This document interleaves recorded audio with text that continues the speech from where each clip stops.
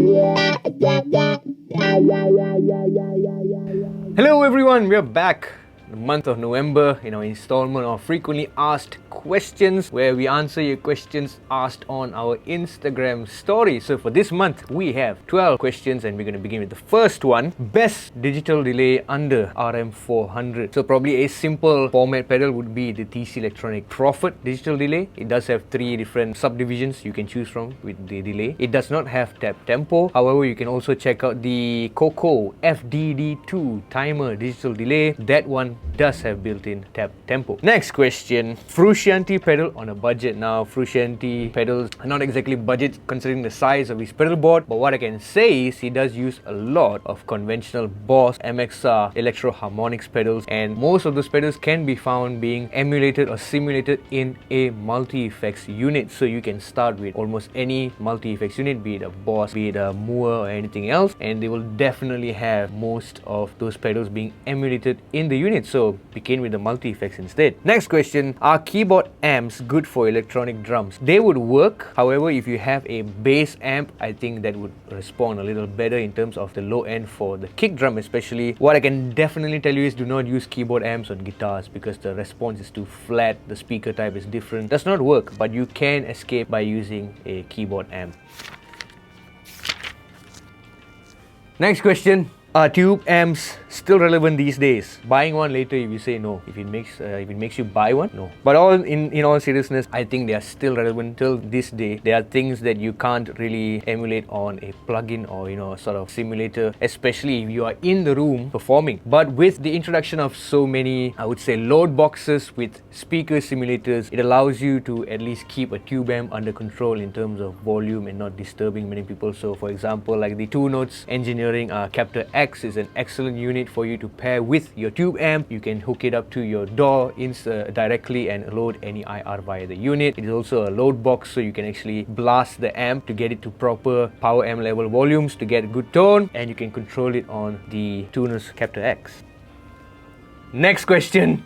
What are your thoughts on Behringer pedals? I think they sound great. They did surprise me. I was avoiding them for a long time, but when I did test them, I felt that they do really great effects. However, the only thing that has kept me away from them is the durability. So I don't know if I can trust a plastic pedal on the floor while I'm having my gig. So that is the only thing that I cannot vouch for. Would it last on the road? I don't know. But will they work at home? Yes, they'll work at home.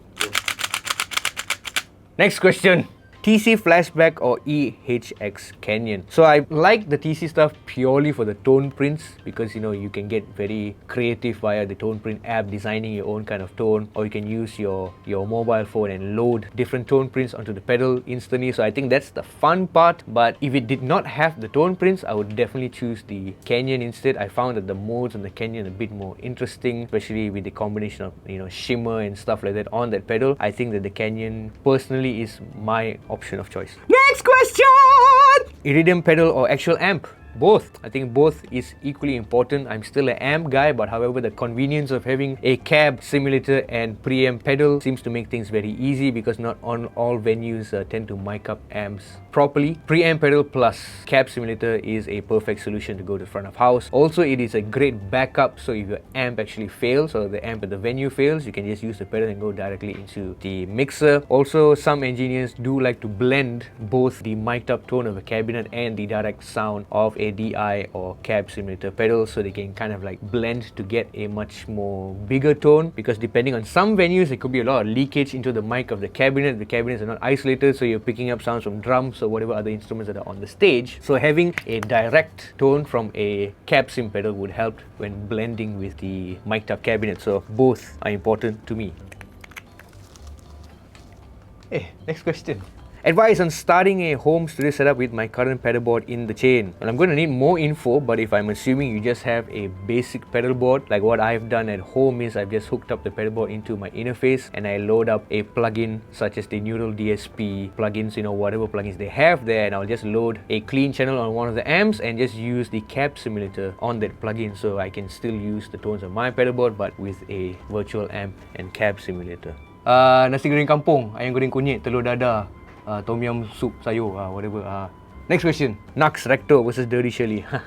You probably saw the blindfold preamp challenge, and I liked the Recto. I think it sounded well. If you pair it with a boost pedal like a tube screamer in front of it, I think it'll sound really great. But in terms of versatility, it's still Dirty Shirley for me. Oh, this is a great question. Hi sir, have you ever felt demotivated to play or practice guitar? How do you overcome that? Thanks. Yes, I feel that all the time. And if I feel demotivated, I don't play guitar. I put it aside and I do other things. You know, I game, I work out, I watch Netflix or something. I really don't touch it. But it'll come to a point where I'll probably watch something on YouTube, some guitarist doing something, and it will inspire me to like, hey, that's an interesting thing to do, and that's where I'll start picking up the guitar. So like even for the last 3-4 weeks, I've not been practicing any proper regiments, you know, legato, picking. I've been doing none of that. All I've been doing is just learning some songs for a gig. So I'm pretty demotivated these few weeks, but I think it's alright, it's fine, it happens to everyone. Same goes to all my video demos. Some days my playing is on point, some days my playing is not on point, but you just roll with it, you know. We are human after all.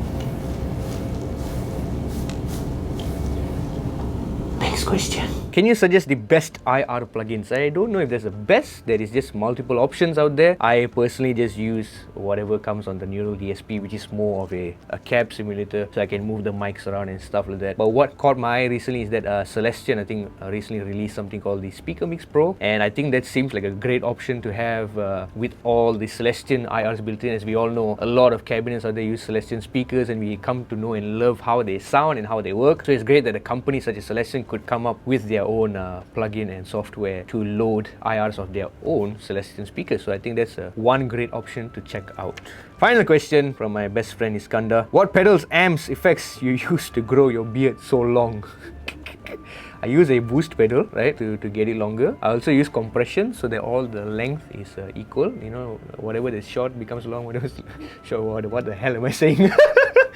Bro, jeans lah bro. I know you cannot grow beard lah, but you know, hugs. Love you all the same. So those are all the questions for this month. Don't forget to follow our Instagram page where we'll be asking questions for next month's FAQ. So stay tuned to that very soon. And that will be the final FAQ for the year. And then we'll see you in the following year. So happy holidays, happy Christmas. It's only November, but I'm saying happy Christmas. And see you in the next one. Take care.